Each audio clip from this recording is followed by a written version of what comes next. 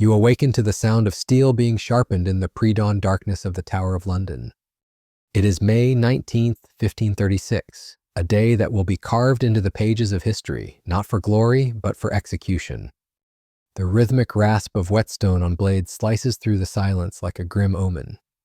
Each stroke is deliberate, each spark from metal against stone a whispered countdown. There is finality in that sound, a signal that death is not approaching, but already waiting. You were once the Queen of England, beloved, envied, feared. Now you are a prisoner confined within these damp walls. In less than 4 hours, your head will lie in the straw, severed by a foreign sword. You sit on the edge of a narrow bed, your fingers clutched together in your lap, trembling, not from cold, but from the unbearable weight of knowing. The stone chamber breathes with you, as though the very walls absorb your dread. They have seen queens come and go, but few have waited here for death. Outside your barred window, faint noises rising with the mist, wooden hammers knocking, planks shifting, ropes tightening. Carpenters are finishing the scaffold, the stage for your final performance.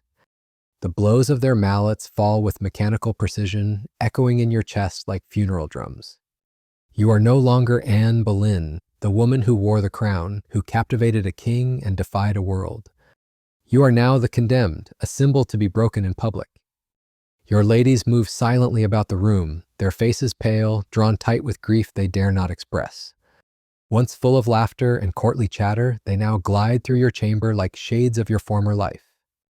They dress you with shaking hands, layering you in a gray damask gown, the color of mourning, with a white chemise beneath, the shade of innocence.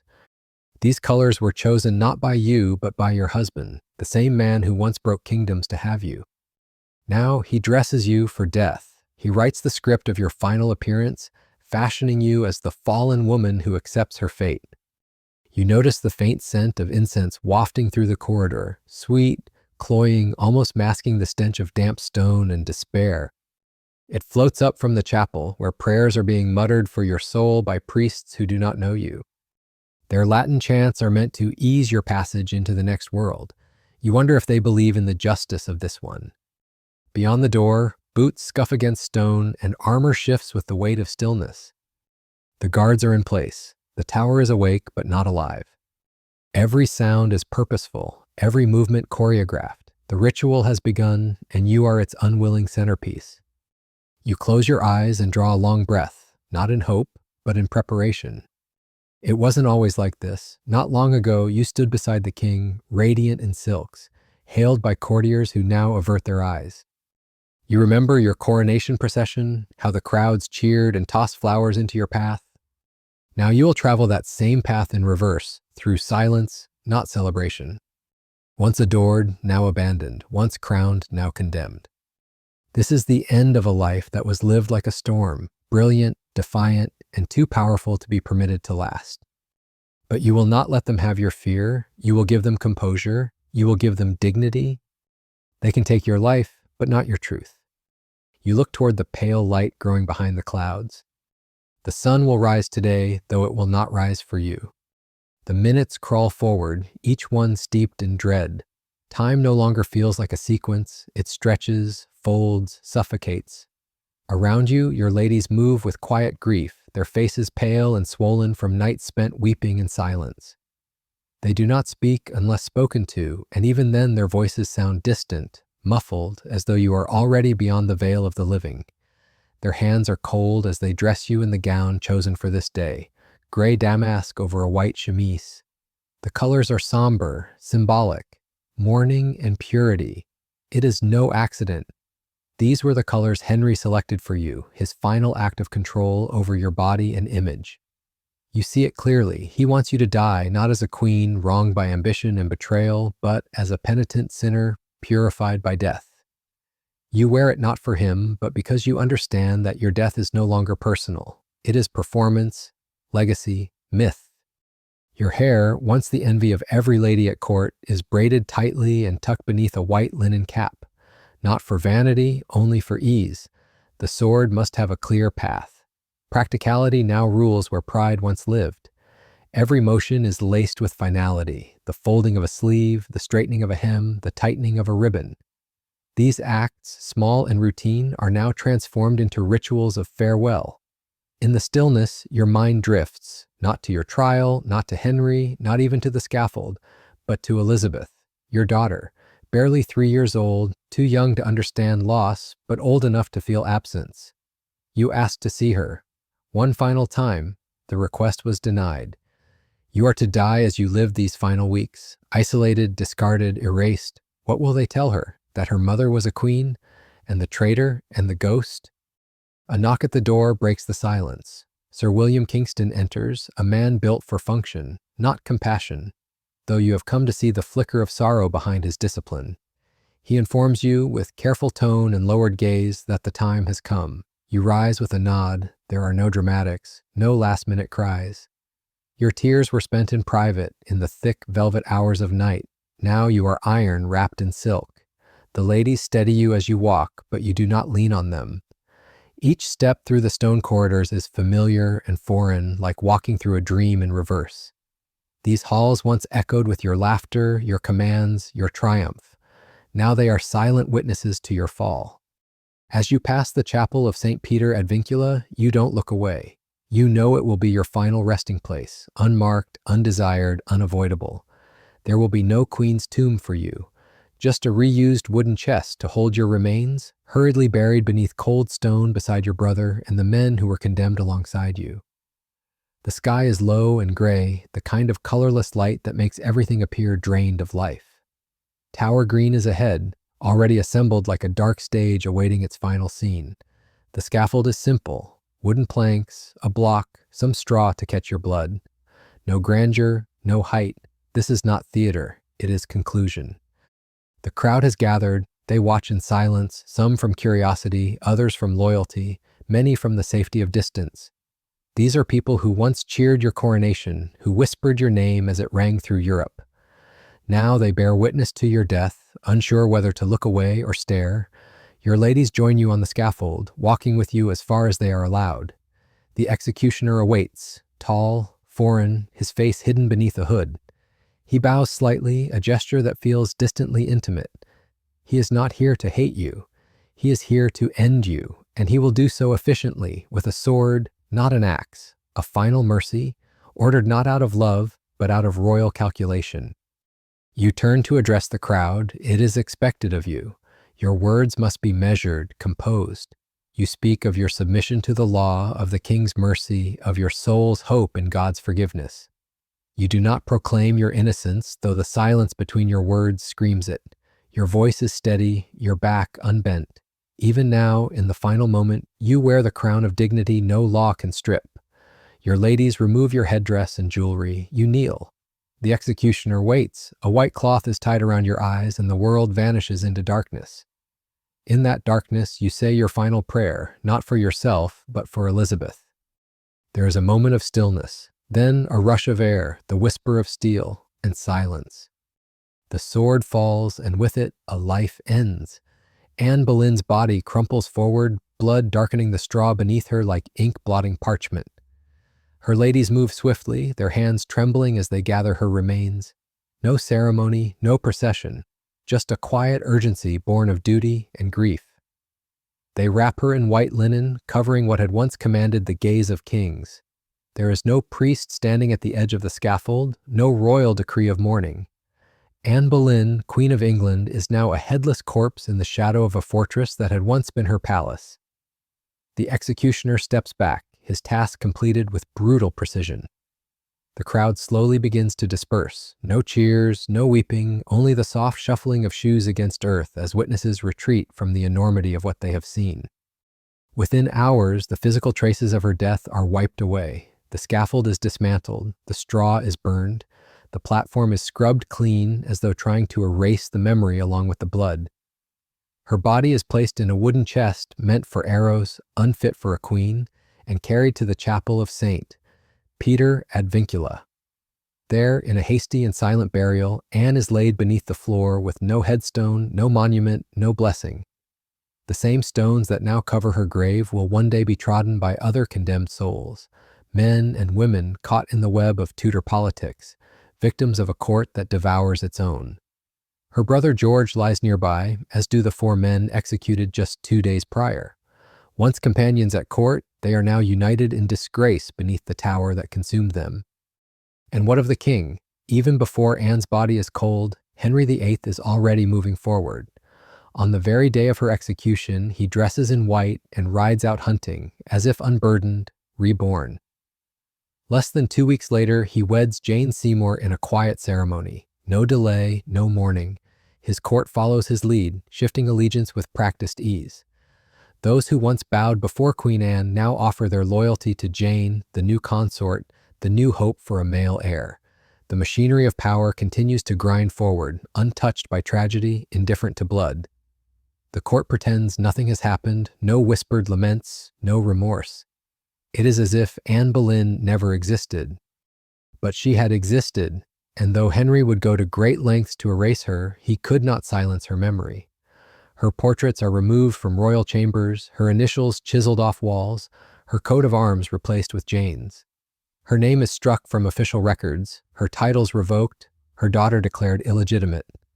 The woman who once turned the world upside down is now treated like a stain on royal history, scrubbed out, denied, discarded. Yet history does not forget so easily. In quiet corners, in hushed conversations among courtiers, her story lingers. The queen who rose from nowhere, who challenged the throne and lost everything. The woman who died with dignity, refusing to break even as the sword fell. Among those closest to her, the grief runs deeper than protocol allows. Her ladies return to court altered, their eyes shadowed by the memory of what they saw. They speak little of that morning on Tower Green, but it haunts their movements, their silences. Some leave court entirely, unable to bear the hypocrisy. Others remain, learning the delicate art of survival, how to smile while mourning, how to serve the new queen while carrying the old one in their hearts.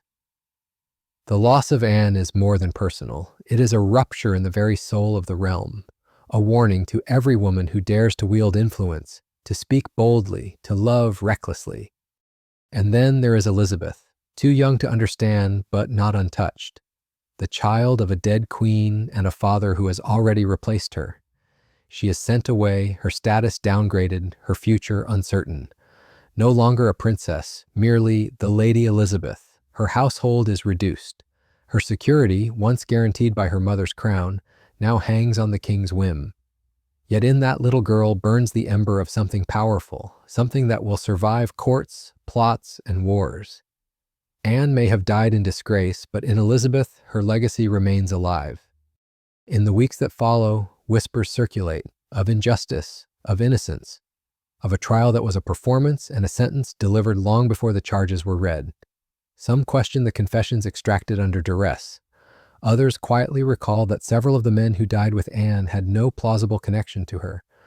But the voices are low, cautious. Henry is still king, Cromwell still holds the reins. To question the verdict is to question the crown, and that is treason. But history is patient, and history listens. Thomas Cromwell, architect of Anne's fall, walks the halls of Whitehall with quiet triumph. The queen is dead, the king is satisfied, and England moves forward, or so he believes. His victory is not cheered aloud, but it is palpable in the silence of his enemies. He has proven once again that no one, not even a crowned queen, is beyond the reach of royal justice when it is sharpened into a weapon by political will. But beneath the polished surface of Cromwell's success, something darker lingers. The sheer speed of Anne's downfall, the precision of the arrests, the orchestration of the charges, none of it feels like justice. It feels like annihilation. And though few dare to say it, many understand that what they witnessed was not a trial, but a spectacle arranged to remove a problem, cleanse a dynasty, and erase a threat. The details of Anne's alleged crimes were fantastical from the beginning. Adultery with multiple men, incest with her brother, conspiracy to kill the king. The accusations were too numerous, too elaborate, and too conveniently timed. Those who sat in judgment knew as much. Many had once celebrated her rise, profited from her favor, shared her table. Now they had condemned her to death in the name of royal survival. Some did so with visible discomfort, others with cold calculation. Family connections, past loyalties, all were sacrificed to the greater cause of aligning with the king's shifting favor. Anne's own uncle, the Duke of Norfolk, presided over her trial and read the sentence of death. His face, when he did so, was unreadable. Cromwell had moved quickly and efficiently. He knew what the king wanted even before Henry spoke it aloud. The miscarriage Anne suffered in January of 1536, her last hope of securing her place, had sealed her fate. The child was believed to be male. The symbolism was impossible to ignore. The queen loses a son on the very day the king nearly loses his life in a jousting accident. For a court steeped in signs and omens, it was a dark convergence. Henry's obsession with a male heir, once the very reason for Anne's ascent, had turned against her like a blade. She had failed him. Worse, she had embarrassed him. And worse still, Jane Seymour was waiting. The charges were crafted like a net. Mark Smeaton, a court musician, was the first to fall. Of lower birth, easily isolated, he was arrested and interrogated, tortured, though records would never admit it. He confessed, naming names, describing affairs that likely never happened. The others followed quickly: Sir Henry Norris, Sir William Brereton, Sir Francis Weston, all arrested, accused, imprisoned. Each man had served the king, been trusted, admired, envied. Each now stood condemned by association, and none could be saved. Then came George Boleyn, Anne's brother. His arrest shook the court to its core. Incest was not just scandal, it was monstrous. But Cromwell understood. If you make the queen's fall horrifying enough, no one will defend her. No one will even try. And they didn't. Parliament, the peers, even the clergy, all bent beneath the weight of the king's will. Archbishop Cranmer, who had crowned Anne, now annulled her marriage. His justification? That Henry had once had relations with Anne's sister Mary, a retroactive moral conflict suddenly deemed enough to declare their union invalid. The irony was bitter. Henry claimed Anne had committed adultery within a marriage he simultaneously insisted had never existed. The contradictions didn't matter. The conclusion had already been written. Henry, for his part, appeared unmoved. He gave no public mourning, offered no words of remembrance. His eyes were already fixed on Jane Seymour, whose obedience and silence soothed his pride. Where Anne had been fire, intelligent, sharp, defiant, Jane was water, calm, compliant, undemanding. She would not challenge him, she would not question him, and she, he hoped, would give him the son he so desperately craved. Yet even as Henry sought to move forward, shadows clung to the court. The memory of Anne's execution could not be scrubbed from the minds of those who had witnessed it. The sight of her walking to the scaffold in gray and white, eyes forward, shoulders squared, lingered in dreams. The sound of the blade, swift and final, echoed in the minds of the guilty and the innocent alike. Whispers crept into corners, quiet doubts, nervous glances, servants who would not speak her name, courtiers who no longer met each other's eyes. And Cromwell, ever the master of control, began to feel the strain. He had risen high, higher than any man of his station had ever dreamed. But he knew that power purchased through destruction carried a curse. The king was fickle. Favor could vanish in an instant. And Cromwell had now taught the king how easily inconvenient people could be eliminated. One day, that lesson might be used against him. The silence that followed Anne Boleyn's death did not last. It never could. Though her body had been buried without ceremony and her memory cast into official darkness, her story began to stir beneath the surface.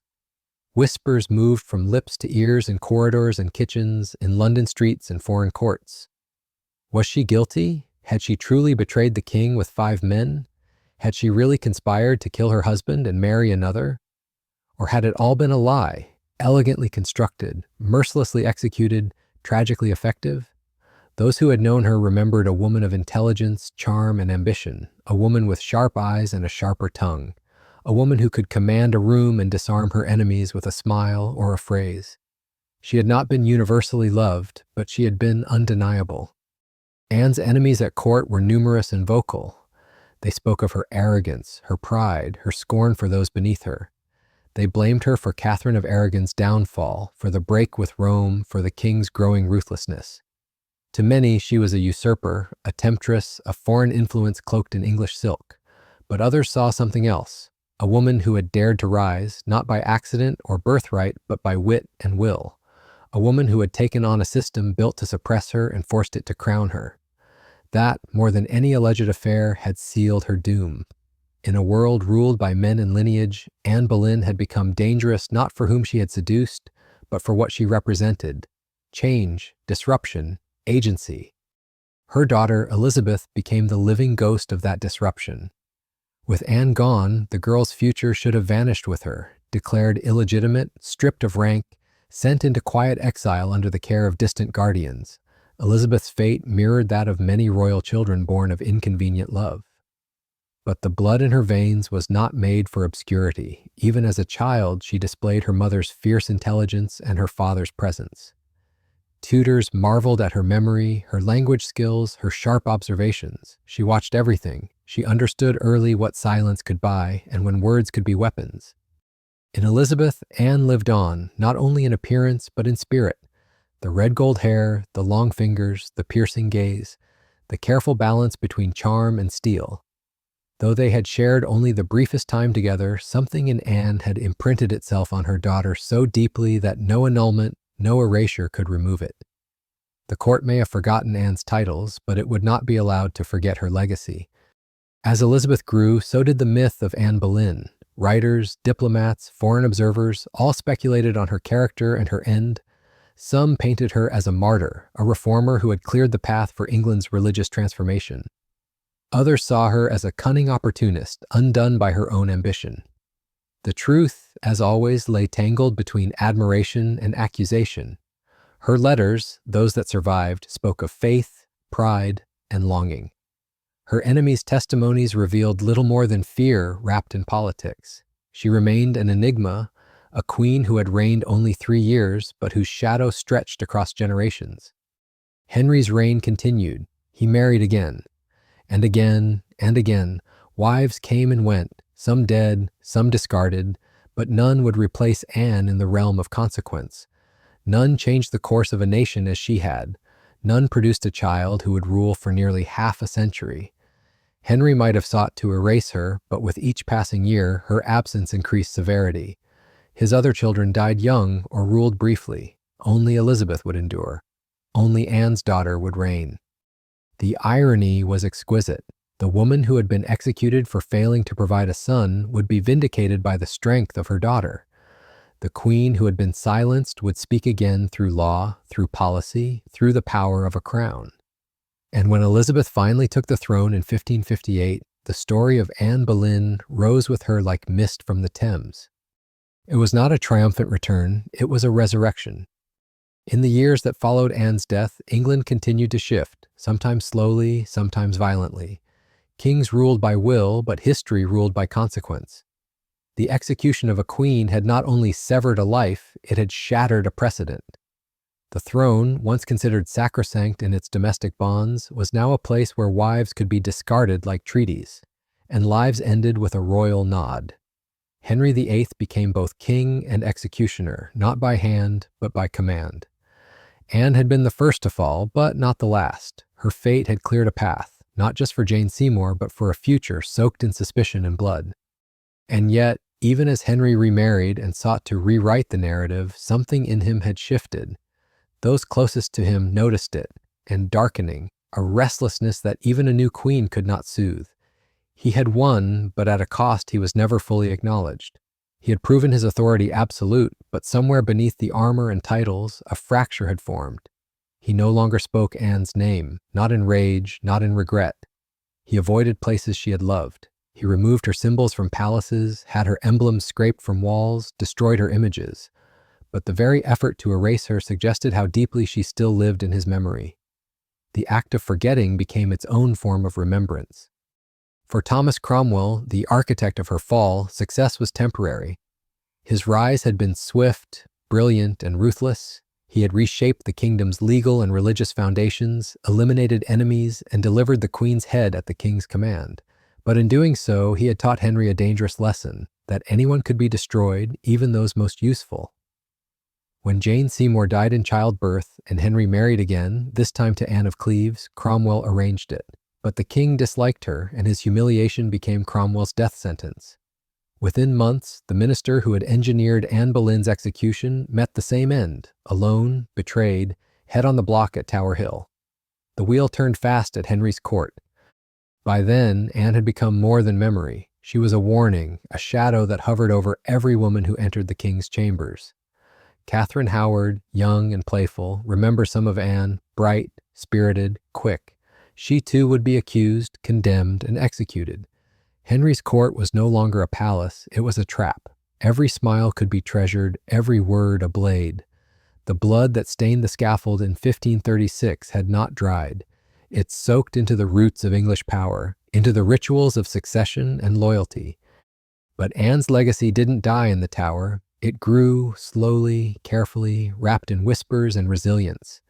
Her daughter Elizabeth remained at court, pushed to the margins but never fully exiled. She studied languages, history, philosophy, absorbing everything the world tried to deny her. She learned caution from her mother's end and strategy from her father's court. She watched, she waited. She understood early that power came not only from birth, but from patience, intellect, and image. Where Anne had challenges, Elizabeth would calculate. Where Anne had provoked, Elizabeth would perform. And when her time came, she would wear the crown not as a woman seeking love, but as a monarch demanding loyalty. When Elizabeth ascended the throne, Anne Boleyn returned to history, not through parades or statues, but in silence broken. Elizabeth never publicly vindicated her mother, never officially challenged the charges that led to Anne's execution. But she kept her mother's ring, bearing a tiny portrait inside. She refused to marry, perhaps remembering what marriage had cost Anne. She chose her own name and her own rule.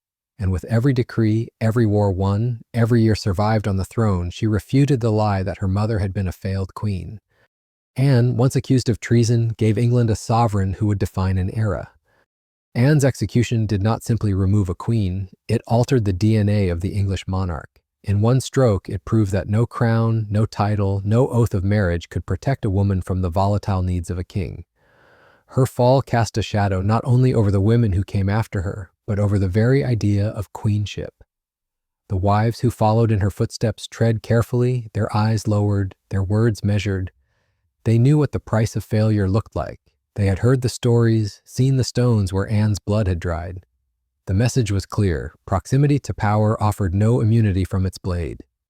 Jane Seymour, Henry's third wife, became the image of docile obedience, meek, quiet, unthreatening. She bore him the son Anne could not, and in doing so, secured her place in legend. But even Jane was not spared. She died from childbirth complications, her body unable to endure what her role demanded.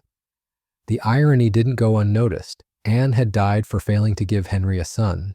Jane died for succeeding. The crown devoured both. Catherine Howard, young and naive, would suffer a fate strikingly similar to Anne's. Accused of adultery, she too was imprisoned, tried, and beheaded. Once again, the Tower echoed with the footsteps of a condemned queen. Once again, a young woman's love, or recklessness, was recast as treason. Anne's death had become a precedent, not an anomaly. It had been shown that queens could fall not only through politics, but through the sheer force of a king's disappointment. Love, loyalty, even innocence, none of it mattered when royal favor shifted. What mattered was perception, control, and the willingness of those around the throne to feed its appetites. The court, having watched one queen destroyed and others perish in her wake, evolved. It grew sharper, colder, more cunning. Ambition no longer announced itself. It dressed in patience, spoke in half-truths, and smiled without conviction. Women learned that survival required silence as much as beauty. Men understood that power came not through confrontation, but through anticipation, knowing what the king wanted before he knew it, and delivering it swiftly, no matter the cost. Cromwell had set the template, others would refine it. Even Henry changed, not visibly, not to the eye of his courtiers, but something in him had shifted after Anne. The ease with which he could now discard wives, the speed with which he replaced them, the legal fictions invented to justify their removal, it was the behavior not of a lover betrayed, but of a sovereign unbound. Anne's destruction had freed him from shame. He had learned that kings could reshape truth, rewrite history, and be applauded for it. And so he did. But the ghost of Anne never left him. Not in the literal sense. Henry was not a man prone to superstition, but in the silent spaces of his life. The memory of a woman who had once challenged him, who had met death with dignity, could not be erased from the architecture of his reign. Her initials had been chipped away from palace walls, but her influence remained etched into the behavior of everyone who walked those halls. Fear of becoming the next Anne Boleyn was more powerful than any decree, and in that fear, Anne became more dangerous in death than she ever had in life. Centuries passed, but Anne Boleyn refused to fade. Her name outlived those who condemned her, those who orchestrated her death, even the dynasty into which she had married. The Tower of London, once a place of execution and silence, became a destination of curiosity, its walls echoing not with fear, but with footsteps of visitors seeking to understand the past. They came to see the scaffold's shadow, to look upon the chapel where Anne was buried in haste and without honor, and to stand where a queen had once knelt and met her death with grace. And as the memory of her death was preserved in stone and record, so too was the fascination with the woman herself, who she had been, what she had meant, and why her story refused to be still. Historians debated her guilt. Some clung to the narrative crafted by Cromwell, asserting that ambition had driven her too far. Others saw in her a scapegoat, destroyed not by her own sins, but by the ambitions of men who needed her out of the way. Still others reimagined her as a symbol of early feminism, a woman who had dared to step beyond the boundaries of what was acceptable and had been punished for that very audacity. With each retelling, Anne evolved, no longer merely a historical figure, but a canvas for whatever the age needed her to be. Victim, villain, vixen, visionary. In literature, Anne took on mythic proportions. She became the beautiful seductress in Shakespearean tragedy, the doomed heroine of romantic novels, the calculating courtier in political thrillers. Her story became the foundation of hundreds of plays, films, biographies, and academic studies.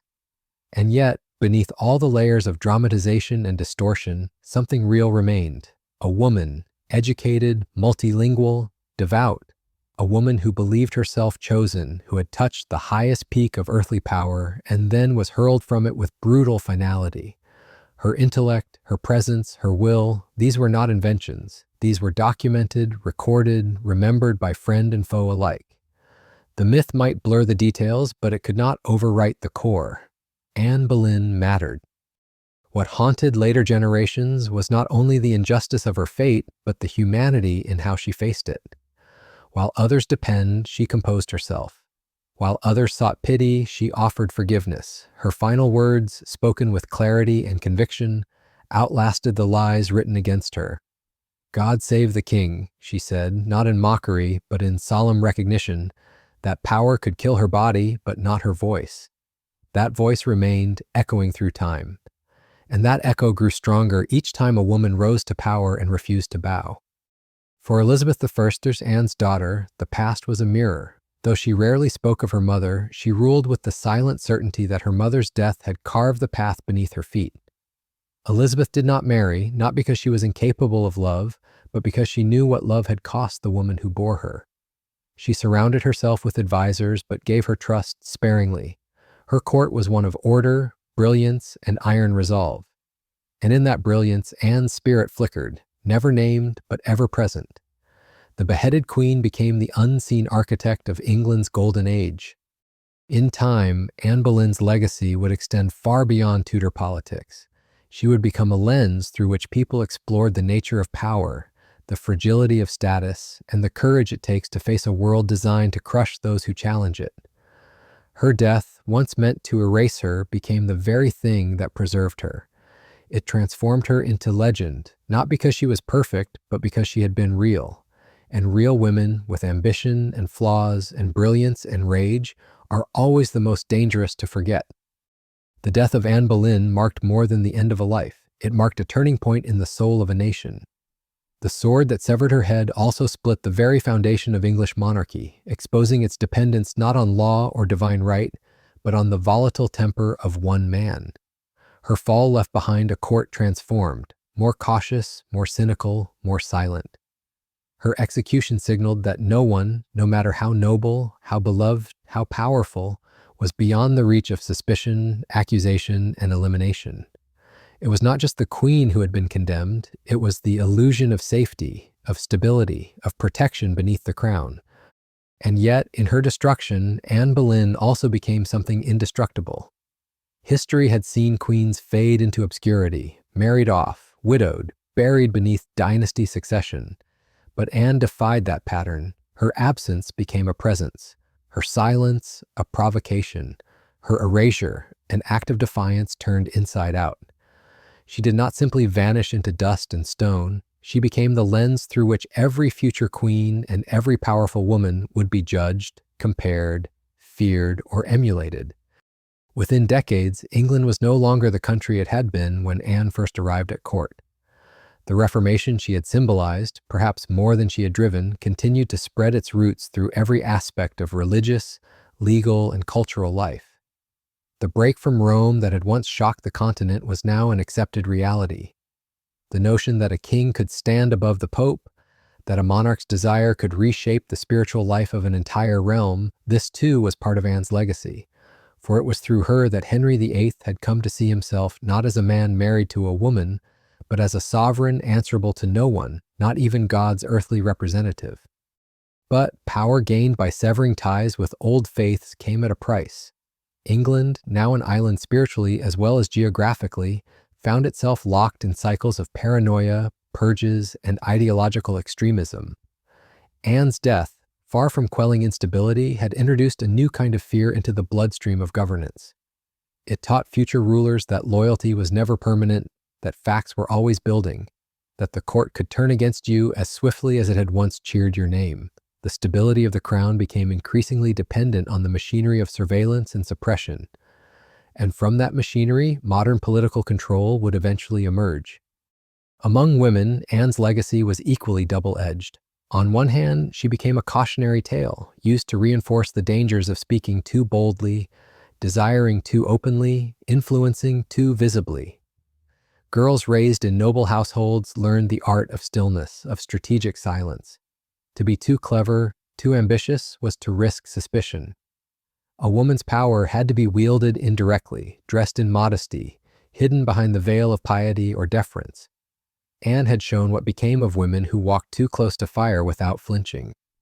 Yet on the other hand, Anne became a symbol of refusal, a prototype of the woman who would not apologize for wanting more. She had refused to be Henry's mistress. She had refused to wait quietly in the shadows. She had refused to plead at her trial, to curse at her execution, to give her enemies the satisfaction of seeing her break. That strength, that refusal would become inspiration to women long after her blood had soaked into the Tower Green. In salons, in plays, in essays centuries later, her name would be invoked not in shame but in admiration, as one who dared, one who suffered, one who endured. This transformation from traitor to heroine did not happen overnight. For centuries, her memory remained fractured, shadowed by political agendas, shaped by the needs of those telling her story. Catholic historians branded her as the destroyer of Christendom in England. Protestant reformers lifted her as a martyr for the new faith. Romantic writers molded her into the tragic lover. Feminist thinkers later reclaimed her as a victim of patriarchal violence and political convenience. And through each of these interpretations, Anne's core identity continued to elude final definition. She remained, as she had in life, utterly herself, neither saint nor sinner, but something fiercer, a woman who refused to be just one thing. Even in death, Anne had controlled the room. Centuries later, the world that once destroyed her has become fascinated by her. Scholars pore over her letters, searching for clues to her mind, her motives, her spirit. Tourists walk the grounds of the Tower of London in silence, imagining the path she took on the morning of May 19th. Writers reinvent her with every generation, reshaping her for new audiences, new questions, new desires. She appears in operas and courtroom dramas, in ballads and screenplays, in documentaries and academic treatises. Her face, dark eyes, pointed chin, that famously long neck, haunts canvases and imagination alike. Yet perhaps the truest monument to Anne Boleyn is not carved in stone, but written in lineage. For her daughter Elizabeth did not just survive, she reigned, she ruled alone. She answered to no husband, no council, no foreign power. And in her face, her court, her rule, one could still sense the ghost of Anne, sharpened, tempered, but present. The child who had been declared a bastard rose to become Gloriana, the Virgin Queen, the monarch whose era would define English greatness. And as Elizabeth stood before her court in majesty, as she outmaneuvered Spain, outlived plots, and outshone kings, she proved that what had been destroyed at Tower Green had not been in vain. Anne Boleyn did not live to see the legacy she created, but she had sensed it. In her last hours, she spoke not only of God and mercy, but of truth. She did not ask for revenge. She did not curse the king. She left behind only her dignity, her composure, and the indelible imprint of a life that, though short, changed the direction of a nation. Her death was meant to be a warning. Instead, it became a beginning. There is a strange kind of immortality reserved for those who die unjustly, an afterlife not of spirit or scripture, but of memory. Anne Boleyn was not supposed to be remembered. Her name was to be buried with her in that anonymous elm chest beneath the chapel floor, her legacy dissolved by decree, her voice silenced by steel. But the silence Henry imposed did not endure. In the years that followed her death, and in the centuries beyond, Anne's story refused to be extinguished. It lived in the contradictions she embodied, a queen and a traitor, a seductress and a reformer, a victim and a catalyst. Her life defied easy explanation, and that made it eternal. What made Anne unforgettable was not just her dramatic fall, it was the force of her existence. She did not stumble into greatness by birth or by accident. She climbed toward it with purpose, charm, and intelligence. She was raised not to reign, but she made herself queen. She learned to navigate a court ruled by whispers, ruled by men, and she bent it, for a time, to her will. She was bold in a world that rewarded female obedience, vocal in a world that preferred women silent, principled in a court built on compromise. And in the end, it was not adultery or treason that ended her, it was defiance. She had dared to rise without asking permission. Yet Anne was not merely a symbol. She was a woman, alive with ambition and wit, but also fear, desire, and vulnerability. She loved fiercely, she quarreled bitterly, she hoped, despaired, and believed with passion. Her complexity is what makes her real, and that reality is what saves her from becoming myth alone. We remember her not because she was perfect, but because she was human, brilliantly, tragically, defiantly human, in a time when being such a woman could be fatal. History has a tendency to reduce women like Anne. It reshapes them into cautionary tales, assigns them a single defining trait, then seals them away in moral judgments. But Anne resisted that fate in life, and she resists it still. Her story cannot be told without nuance. It forces us to question what power looks like, how gender distorts justice, and how legacy is formed not only by what we do, but by how we are destroyed. The lessons of her life are uncomfortable. They reveal that justice can be performed, not practiced, that truth is sometimes irrelevant in the face of political need, that a woman's proximity to power can be as dangerous as power itself. But her story also teaches resilience. The same forces that tried to erase her ultimately ensured she would be remembered. In trying to destroy her, her enemies made her unforgettable. And so, every time we speak her name, we engage in quiet resistance against that erasure. Every telling of her story is an act of reclamation. We do not do it to glorify suffering or indulge tragedy, but to remind ourselves that history is built not only by those who win, but by those who endure. Anne's image now stands in Westminster Abbey, not among the saints, but among the remembered.